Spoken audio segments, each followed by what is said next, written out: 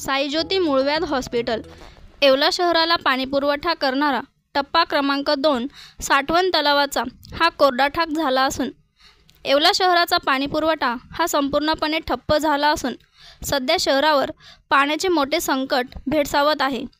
तरी आज गुरुवार 28 मार्च रोजी रात्री उशिरापर्यंत साठवण तलावात पाणी येण्याची शक्यता आहे।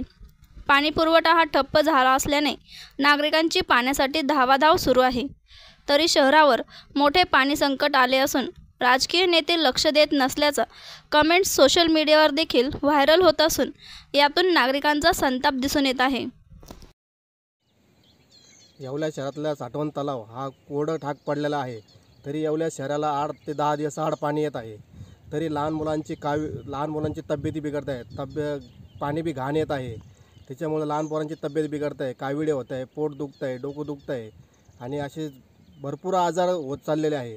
तर तसेच नगरपालिका व शासनाने येवला शहराच्या तलावात पाणी साठवण तलावात लवकरच्या लवकर पाणी कसं यावं आणि कसं पाणी स्वच्छ मिळावं प्रत्येक नागरिकांना याची सरकारने नोंद घ्यावी।